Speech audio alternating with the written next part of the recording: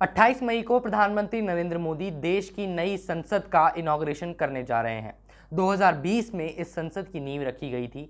तकरीबन 970 करोड़ रुपए की लागत से देश की ये नई पार्लियामेंट बनाई गई है। आपको बता दूं कि ये नई पार्लियामेंट सेंट्रल विस्टा प्रोजेक्ट का एक हिस्सा है। लेकिन इस पार्लियामेंट की खासियत क्या है, क्यों ज़रूरत पड़ी इसको बनाने की, जो लोगों के सवाल आते हैं अक्सर कि क्या 970 करोड़ रुपए की लागत से एक नई बिल्डिंग बनाना ठीक था या नहीं, इन सारे सवालों के जवाब इस पार्लियामेंट की खासियत समेत मैं आपको इस वीडियो में देने जा रहा हूं।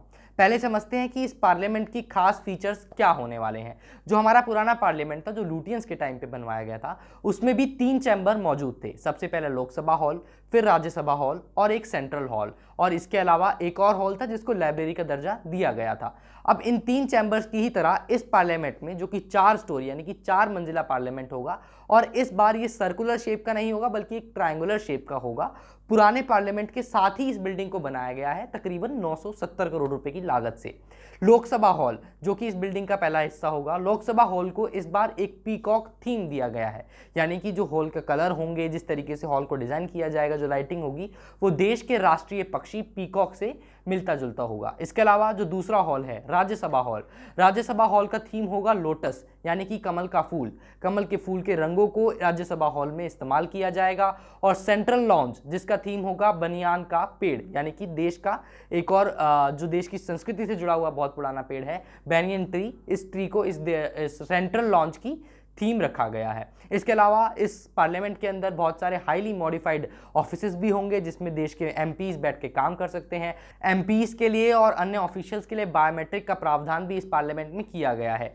अर्थक्वेक के लिए भी रेजिस्टेंस इस बिल्डिंग को बताया जा रहा है। हालांकि जो पुराना बिल्डिंग था, कुछ से लोगों का मानना है कि वो बिल्डिंग भी अर्थक्वेक रेजिस्टेंट थी, लेकिन सरकार का ये मत है और ऑफिशियल्स का ये मत है कि क्योंकि उस बिल्डिंग का एक सर्टिफिकेशन नहीं था कि क्या ये बिल्डिंग अर्थक्वेक प्रोन है या नहीं, लेकिन ये जो नई बिल्डिंग 970 करोड़ रुपए की लागत से बनाई गई है, ये अर्थक्वेक प्रोन होगी, यानी कि अर्थक्वेक से इस बिल्डिंग को खासा नुकसान नहीं पहुंचेगा। इसके अलावा बहुत से और मॉडिफाइड और न्यूली मॉडिफाइड टेक्नोलॉजी के हिसाब से फीचर्स इस बिल्डिंग के अंदर ऐड किए गए हैं। लेकिन जो एक सबसे बड़ा और अहम सवाल है कि दरअसल क्या ये नए फीचर्स ही एक मेन कारण थे जिसकी वजह से इस बिल्डिंग को बनाया गया, क्या नई इमारत बनाना ही एकमात्र मकसद था या फिर नहीं। और एक फैक्ट भी मैं आपको बता चलूं कि जब 28 मई को प्रधानमंत्री इस बिल्डिंग को इनॉग्रेट करेंगे, तो ये भारतीय जनता पार्टी के 9 साल टेन्योर पूरे होने वाला दिन होगा। लेकिन मैं वापस आता हूं उस सवाल पे कि क्यों बनाया गया इस नई पार्लियामेंट को सेंट्रल विस्टा प्रोजेक्ट के अंदर इतने बड़े बजट के अनुसार। आपको इसके लिए ये समझना होगा कि देश का एक डेलिमिटेशन सिस्टम होता है। डेलिमिटेशन सिस्टम क्या होता है? आज हर राज्य में अलग अलग कॉन्स्टिट्यूएंसीज हैं। जब लोकसभा के चुनाव होते हैं हर 5 साल बाद, तो उनमें 543 एमपी चुन के आते हैं। अभी 543 है, कुल मिला के 552 तक एमपी चुने जा सकते हैं, जो देश का संविधान कहता है। ये एमपी, हर एमपी एक कॉन्स्टिट्यूएंसी को रिप्रेजेंट करता है।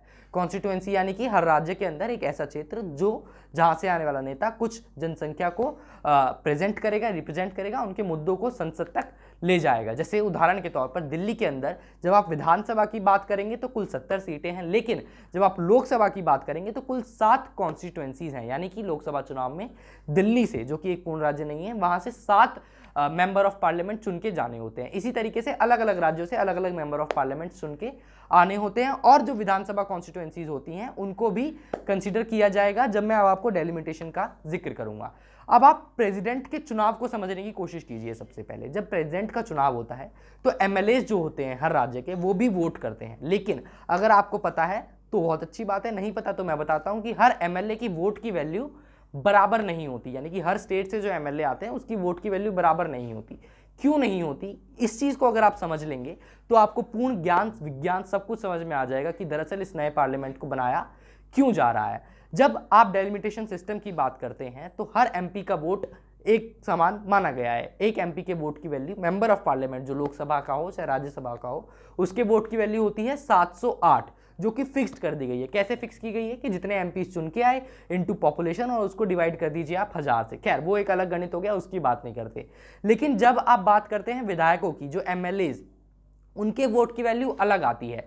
एक राज्य की जितनी पॉपुलेशन है, उसके अलावा उस राज्य में जितनी तय विधानसभा की सीटें हैं उसको आप गुणा करते हैं और फिर 1000 से भाग करते हैं, तो एक एमएलए की वोट की वैल्यू आती है। अब क्या होता है, ये कॉन्स्टिट्यूएंसीज फिक्स क्यों की गई हैं? 543 कॉन्स्टिट्यूएंसी जो पूरे देश में लोकसभा की फिक्स की गई हैं।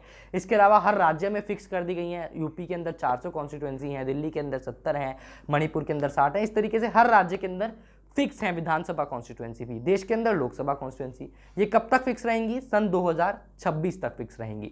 1971 की सेंसस के आधार पर जो जनगणना हुई थी उसके आधार पर इन सारी कॉन्स्टिट्यूएंसीज को बनाया गया था कि इतनी कॉन्स्टिट्यूएंसी इस राज्य में दे देते हैं, इतनी इसमें। बेसिक आइडिया ये था कि हर कॉन्स्टिट्यूएंसी से आने वाला नेता लगभग बराबर पॉपुलेशन को रिप्रेजेंट करे। लेकिन इस पूरी गणित के अनुसार, इस पूरी गणित के अंदर बढ़ती हुई पॉपुलेशन को कंसीडर नहीं किया गया। 2002 में यह फैसला लिया गया कि 2026 तक इस डेलिमिटेशन को, यानी कि जो कॉन्स्टिट्यूएंसीज अभी तय की गई हैं राज्यों के अंदर, उनको एज इट इज रखा जाएगा। 2026 के बाद उनको बढ़ा दिया जाएगा। तो जब आप इन कॉन्स्टिट्यूएंसीज को बढ़ाएंगे तो लिहाजा सी बात है कि नंबर ऑफ एमपीज भी बढ़ेगा, यानी कि लोकसभा कॉन्स्टिट्यूएंसीज भी बढ़ जाएंगी। तो जो नेता आप चुन के लोकसभा चुनाव के दौरान लोकसभा में बेचेंगे उनकी संख्या ज्यादा होगी। अभी जो लोकसभा हॉल है पुरानी पार्लियामेंट के अंदर, उसके अंदर कैपेसिटी है 550 एमपीज को बिठाने की।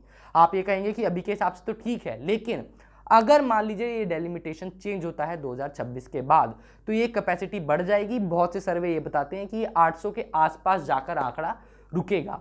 जो नया लोकसभा हॉल इस नई पार्लियामेंट के अंदर बनाया गया है, उसकी लोकसभा हॉल की कैपेसिटी है 888। अब आपको थोड़ा सा गणित समझ में आने लगा होगा। सन 2026 के बाद इस लोकसभा हॉल की या इस नए पार्लियामेंट का सिग्निफिकेंस क्यों बहुत ज़्यादा हो जाता है, वो भी अब आपको समझ में आने लगा होगा। नई नई तकनीकों के अलावा ये पार्लियामेंट किस गणित के तहत बनाया गया, वो मैंने आपको समझाने की कोशिश की। अब देखना ये होगा कि 28 मई के बाद जो पहला सेशन होना है, मॉनसून सेशन इस पार्लियामेंट में, वो किस तरीके का रहता है, क्या क्या सुविधाएं इन एमपीज को मिलती हैं और किस तरीके के रिएक्शंस जनता की ओर से आते हैं। आपको क्या लगता है, क्या इस डेलिमिटेशन सिस्टम के अलावा इस पार्लियामेंट को बनाने का आपको कोई और भी कारण लगता है? तो आप हमें कॉमेंट करके बताइए। अगर आपको कुछ कमियां लगती हैं तो वो भी आप कॉमेंट करके बताइए। लोकतंत्र है, आपको पूरी आज़ादी है। मैं आपसे विदा लेता हूँ, फिर जुड़ूंगा किसी और वीडियो में। तब तक के लिए नमस्कार। It's great to see you here. Thank you for watching our work.